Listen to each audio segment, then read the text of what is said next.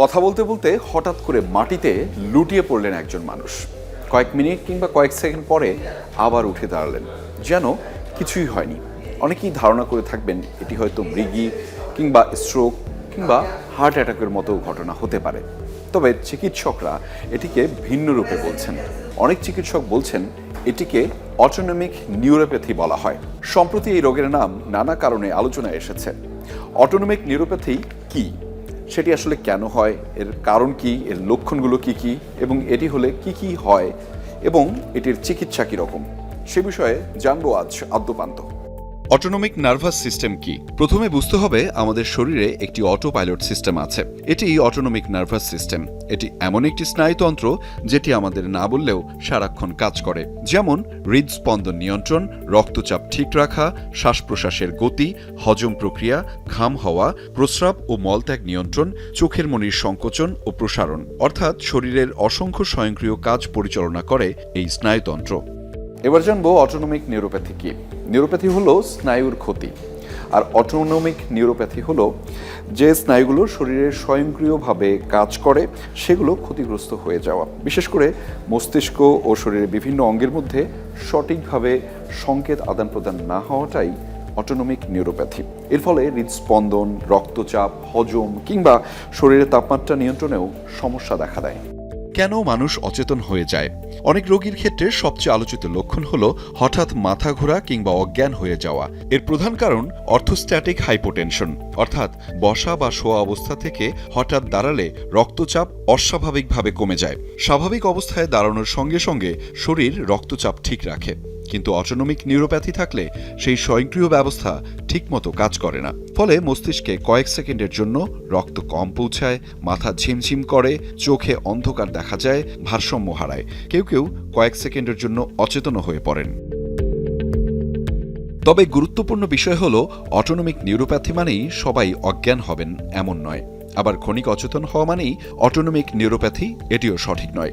একই ধরনের লক্ষণ হার্টের রোগ, স্ট্রোক, মৃগী, পানিশূন্যতা কিংবা অন্য নানা কারণেও হতে পারে। কেন হয় এই রোগ? অটোনমিক নিউরোপ্যাথি নিজে একটি আলাদা রোগ নয়। এটি সাধারণত অন্য রোগের জটিলতা হিসেবে দেখা দেয়। সবচেয়ে সাধারণ কারণগুলো হলো দীর্ঘদিনের diabetes, Parkinson's disease, vitamin B12 এর ঘাটতি, কিছু সংক্রমণ, কিছু ক্যান্সার, কেমোথেরাপির কিছু ওষুধ, দীর্ঘদিন অতিরিক্ত অ্যালকোহল সেবন, বংশগত কিছু স্নায়ুর রোগ। তবে কিছু ক্ষেত্রে কারণ নির্দিষ্টভাবে জানা যায় না। আর কি ধরনের লক্ষণ দেখা দিতে পারে? রোগীভেদে লক্ষণ ভিন্ন হতে পারে। যেমন দাঁড়ালে মাথা ঘোরা, বারবার অজ্ঞান হয়ে যাওয়া, হৃদস্পন্দন অস্বাভাবিক হওয়া, অতিরিক্ত বা একেবারেই ঘাম না হওয়া, কোষ্ঠকাঠিন্য বা ডায়রিয়া, খাওয়ার পর পেট ফাঁপা, প্রস্রাবের সমস্যা, এমনকি যৌন সমস্যাও দেখা দিতে পারে। হতে পারে গরম সহ্য করতে না পারার কষ্ট। কিভাবে রোগ নির্ণয় করা হয়? চিকিৎসক সাধারণত রোগীর ইতিহাস ও শারীরিক পরীক্ষা দিয়ে শুরু করেন। প্রয়োজনে করা হয় blood pressure, lying and standing test, ECG, echocardiogram, autonomic function test, blood test, nerve conduction study. কারণ আগে নিশ্চিত হতে হয় অজ্ঞান হওয়ার পেছনে হার্ট, মস্তিষ্ক বা অন্য কোনো গুরুতর কারণ আছে কিনা। তাহলে এর চিকিৎসা কি? মূলত এর চিকিৎসা নির্ভর করে মূল কারণের ওপর। যদি ডায়াবেটিসের কারণে হয়ে থাকে তাহলে রক্তের শর্করা নিয়ন্ত্রণ খুবই গুরুত্বপূর্ণ। আর যদি অন্যান্য কিছু হয় তাহলে চিকিৎসকের পরামর্শ খুব জরুরি।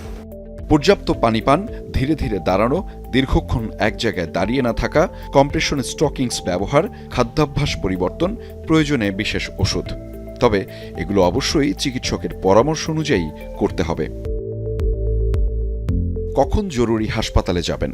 যদি বারবার অজ্ঞান হয়ে যান, অজ্ঞান হওয়ার সময় আঘাত পান, বুক ব্যথা হয়, শ্বাসকষ্ট হয়, কথা জড়িয়ে যায়, শরীরের এক পাশ অবশ হয়ে যায়, তাহলে দেরি না করে দ্রুত হাসপাতালে যেতে হবে। কারণ এসব লক্ষণ হার্ট অ্যাটাক বা স্ট্রোকেরও ইঙ্গিত হতে পারে। অটোনমিক নিউরোপ্যাথি শরীরের এমন একটি অবস্থা যেখানে শরীরের স্নায়ুতন্ত্র সঠিকভাবে কাজ করবে না। এর ফলে রক্তচাপ হঠাৎ কমে গিয়ে রোগী ক্ষণিকের জন্য অজ্ঞান হয়ে যেতে পারেন। তবে মনে রাখতে হবে ক্ষণিকের অচেতন হওয়ার অসংখ্য কারণ থাকতে পারে। শুধু এই লক্ষণ দেখেই অটোনমিক নিউরোপ্যাথি হয়েছে এটি নিশ্চিত করা সঠিক নয়। সঠিক রোগ নির্ণয়ের জন্য অবশ্যই বিশেষজ্ঞ চিকিৎসকের পরামর্শ নিতে হবে এবং নিতে হবে।